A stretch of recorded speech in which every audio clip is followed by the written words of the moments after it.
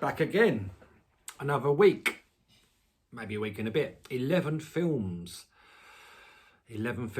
since my last YouTube video. So again, a lot to get through. I'm going to probably skim through some of them because there's a few I didn't like this week. So I don't tend to talk about films that I don't like. I do need to update you though, because I know you're all 80 of you, however many are interested.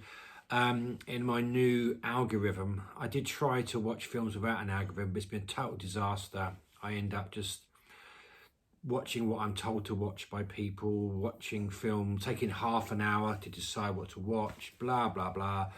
So, new algorithm, tenfold algorithm, nice and complicated, quickly go through it. Number one, I'm going to try wuxia films, going to go through, I watched my first wuxia, I hope I pronounced that correctly, wuxia this week. Second one is a general film that I should have seen that I haven't seen. Then Japanese film. Then a film that was made in 2019, 2021. So newish film. Then a French film, probably going to be in Melville, to be fair. Then a South Korean movie, of course. Then a film very recent from 2021 or 2020. Then a Chinese film. Then a Sono film as part of my Sono Odyssey, which is also turning into a Sono oblique Toyota Odyssey. Are you getting this, guys? And my last 10th kind of algorithmic equation is a rewatch of a classic film. So what you're going to see is about 10 films a week, and they should adhere very strictly-ish to that algorithmic criteria. Fascinating stuff, I know, but in my little world, it really helps me to not have to worry about what I'm going to watch. I just go into Letterboxd, sort it by the next film that comes up, look at the genre. Hey presto, we're there. So wuxia is on the first genre, and I thought as it was Chinese New Year, I thought I'd go over what I call a classic wuxia film. Crouching Tiger, Hidden Dragon, of course, from year 2000, directed by Ang Lee. I don't remember being blown away by this film when I first saw it, if I'm honest. But I also thought to myself, this is a classic movie, and I'm a big Ang Lee fan. And I got the 4K version from Taiwan. So, lovely new transfer, beautiful packaging, da-da-da-da-da. But I really did not like this movie. I liked the fight scenes, pretty cool. I thought the theme tune remember that being pretty gorgeous and still really nice. But, wow, far too much melodrama for me. Wasn't really interested in the story, wasn't engaged with the characters, wasn't really engaged at all with this film. I was a bit gutted. So I've sold my Taiwanese Blu-ray already. I actually got back what I paid for it, so that was good. Yeah, I'm not going to say too much about it really, other than that this particular wuxia film is not for me. So hopefully the next one, which will be something like maybe The Bride with white hair, look at that, or Hero, or The Assassin, we'll see. But yeah, tune in next week for my wuxia film number 2. Okay, off to good old USA now for a David Mackenzie film. Not a director I'm really familiar with, not seen any other of his films. But in year 2016, he made a film called Hell or High Water, starring the most amazing Jeff Bridges and the not so amazing, but still pretty good looking Chris Pine. And this is a rewatch for me. This has come under the rewatch category, as I mentioned earlier. Still holds up. A beautifully looking and beautifully photographed film with some stunning camera work and some really good solid story as well, and also some incredible swagger and deft coolness by the man Jeff Bridges. It's one of the best put downs to his Mexican partner. Just amazing, just a brilliant script as well, and it's a film that I'm sure most normal God-fearing people would have seen. So I apologise for spending any more time on this movie reviewing it than I need to, because you've already seen it, you all already love it, you know it's really good. But for that one person out there who hasn't seen it, please correct this behaviour and go watch it. Try and watch it in 4K if you can. It looks astonishing in 4K. Very bright colours, very beautiful, gorgeous scenery. But however you watch it, it needs to be done. So yeah, definitely time to rewatch Hell or High Water if you haven't seen it already. I then decided to crack open my World Cinema Library John Waters mini box set, which looks like this. It's very gorgeous artwork and lovely and bright.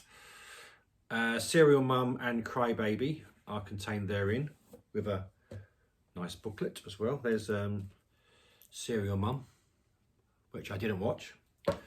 And here's Crybaby, which I did watch.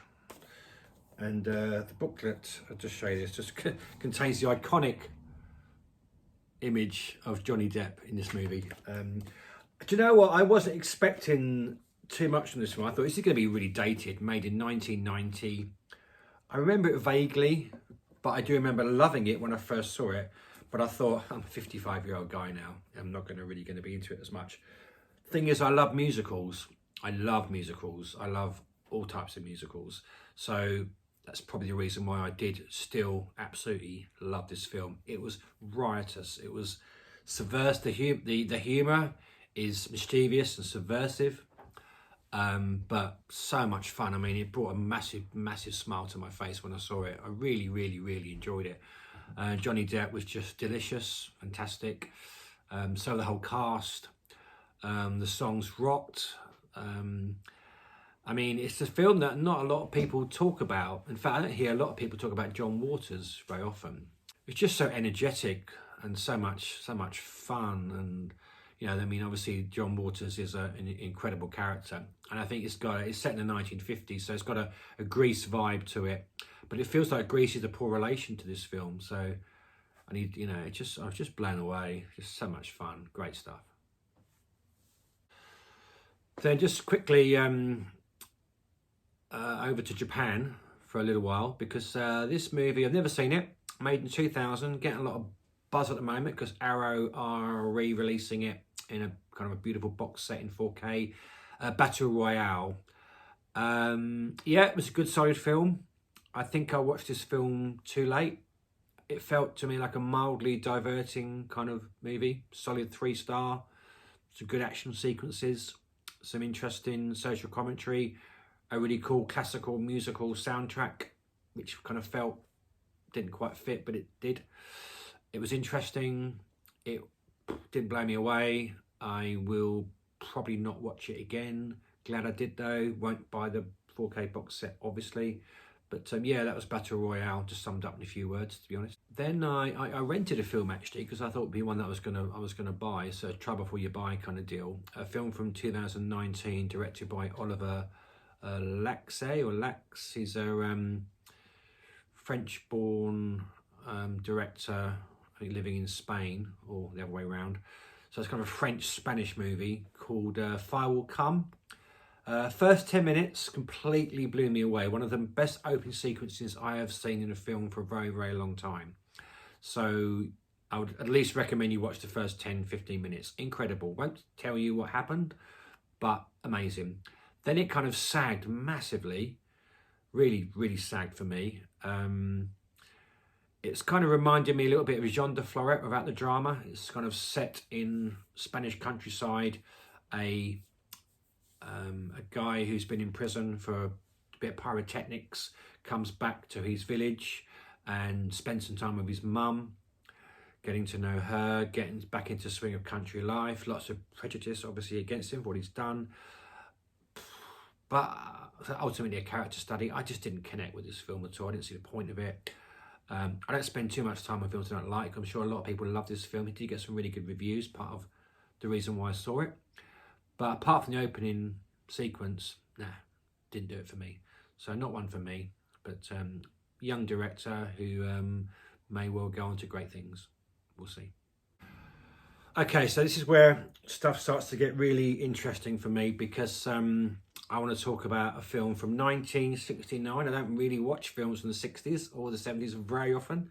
Just not a fan of that decade. But this is my second film by a French director, Jean-Pierre Melville. I watched Le Cercle Rouge, New Year's Eve. Loved it.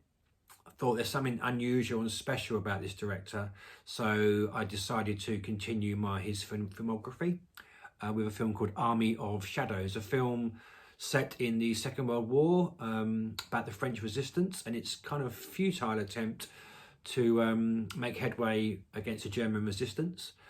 I would call this a subversive piece of cinema because it doesn't go the direction you expect it to go and sets you up with some amazing suspenseful sequences only to let you down.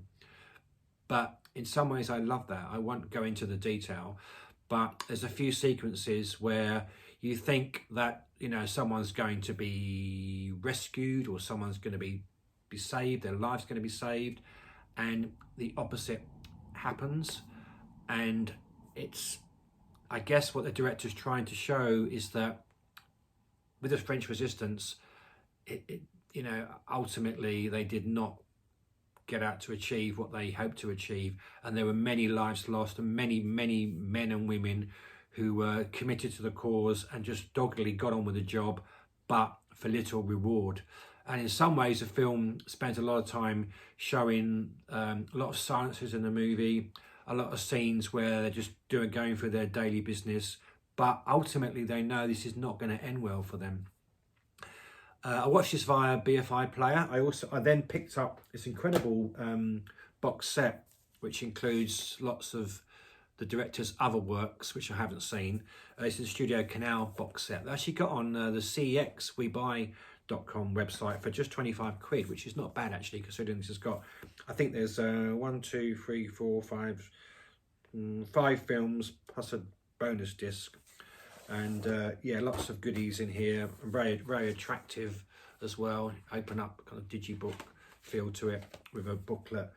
So I'm going to continue my Melville Odyssey. I mean, this guy, technically, he's sublime. He's got kind of trademark camera work, zoom in, zoom out, impeccable framing, precision. You can tell the guy likes precision in his camera work and his film technicality. His use of colours and shadows, apt for a film called Army of Shadows, of course. The costume design is incredible. The use of location, and he uses like French railway stations to great effect, cafes, and you know, it just really helps the viewer to connect with the setting and the story. But he's just very subversive. His narrative and is not as you would expect, and as I said, it's just very hard to explain a Melville film. You just have to watch a Melville film, and I was gonna say love it or hate it. I'd be surprised if you hate it. But yeah, I'm really looking forward to checking out his other works. We're going to look at Le Samurai, Une Flic, and all his other stuff. So yeah, you're looking at a big Melville fan here. So hopefully we'll be hearing about some more of his work in the future on this channel. UK now, a film by a lady called Lucy Bryden. Lots of female directors at the moment are doing some amazing work. British film, 2020, last year, a film called Body of Water, a movie about anorexia, but told from a very different perspective of a woman in her 40s, I would say. So a woman who's been through lots of rehab for anorexia, maybe 4 or 5 different times she's been in rehab, comes out of rehab for the 4th or 5th time, and has to rebuild the relationship with her daughter and her mother. And it's about that dynamic and the fact that it's not an easy ride if your family are not fully supportive of this illness. And I guess for a 15-year-old girl, that is understandable. So the lead actress, Cheyenne Brooke, wears a leather jacket and a short blonde haircut in this movie, which to me, maybe just me, signifies rebellion, and kind of showed you that she is going to be someone who's going to, you know, doesn't really like authority, And that was a twist, I thought, because you'd think that this film would be about her 15-year-old daughter wearing a leather jacket and a short. But it was kind of a good little subversive twist there. Good performance by Shanbrook, and also by I believe a newcomer, Fabienne Palini Castle. I read that bit, didn't you? But she was pretty good. She's pretty cool. And it's basically, it doesn't provide any easy answers. It's a gritty British movie, never gets over dramatic. You slowly and surely realise that this film is not going to potentially end well for the main character. Not giving a lot away there. Very good, moody, atmospheric electronic score, which you'll see a lot in recent British films. And some dream sequences, a little bit of surrealism thrown in as well. So kind of the usual ingredients of the new type of British drama films that we're seeing. But I think that it's, a very solid film. Definitely one that you're probably just going to watch once. But I would definitely recommend it if you can maybe rent it out or buy it on physical media. So every week, I always watch a South Korean film, at least one. And I watched one of the most popular South Korean films of recent years, a film called The Man Standing Next. This is the South Korean lenticular edition, as you can see there, from Korea, with no booklet, but art cards inside and the usual lovely packaging. I was a bit disappointed, if I'm honest. It's a film that I probably will just watch once. It's very, very slick. It's very, very beautifully shot and glossy and slick, and like it's a political thriller about the assassination of the Korean president in 1979, I believe. The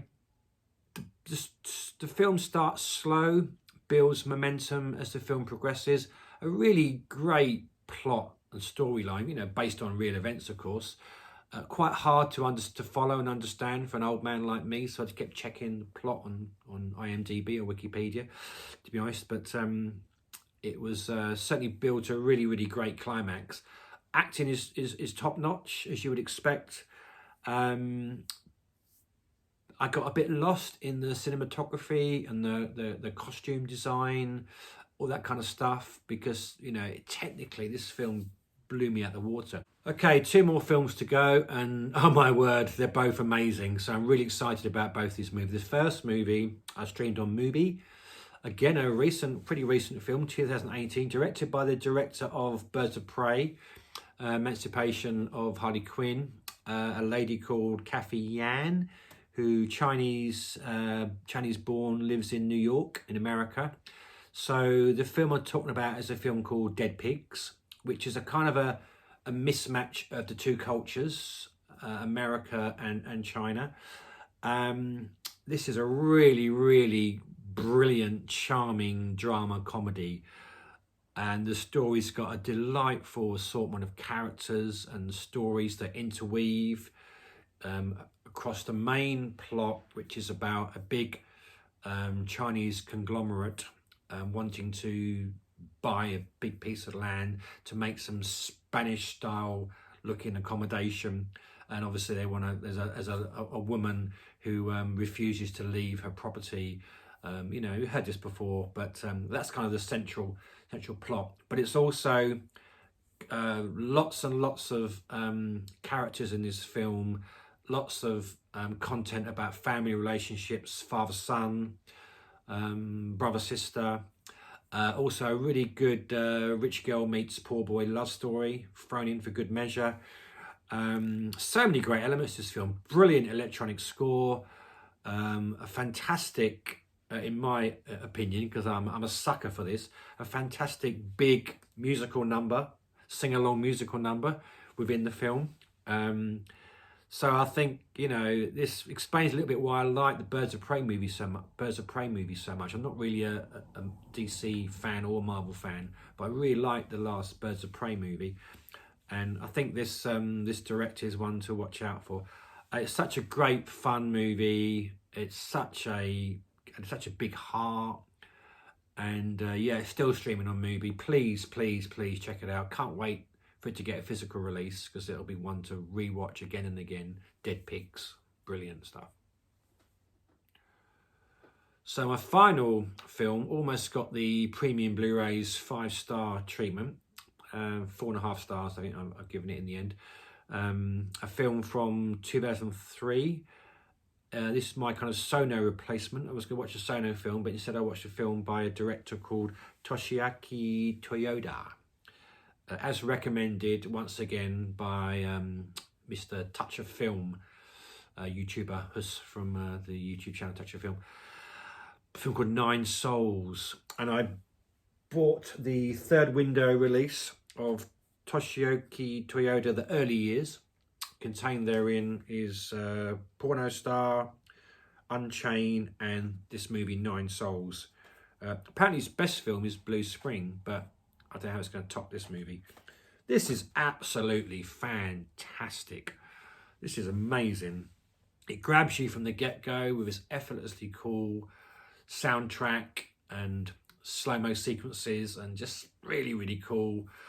Amazing visuals. You know, this director's obviously got technical prowess as well. And it tells the story of 9 guys who escape prison. Not giving much away there because it happens in the first 10 minutes. Escape prison, go on the road in a little camper van, as you do. Starts off with like being absolutely hilarious and lots of male bonding, albeit Japanese style, so a little bit weird and awkward. Kind of veers gently into sadness, melancholy, very touching film. Borderline nihilism, I would say, as well. But it's the whole film's got a certain charm all on the way. The interplay between the 9 men, the fact it's based on a true story, the fact that the interplay between the guys is just fabulous and very, very touching. It's got a couple of wonderful standout scenes. There's a scene in a peep show, kind of a sex show peep show, where an organ donor meets the receiver, only in Japan, but brilliantly done. And I'm not going to say any more, but oh my word, amazing. And also an incredible sequence where there's a voiceover monologue on top of a brutal murder scene. Sounds strange again, but it was the monologue dishes out amazing human condition advice or commentary on the human condition over the top of this brutal murder scene. I mean, sounds a bit weird, off the wall, strange, maybe not everyone's cup of tea, but really, really connected with me, this film. Real piece of art.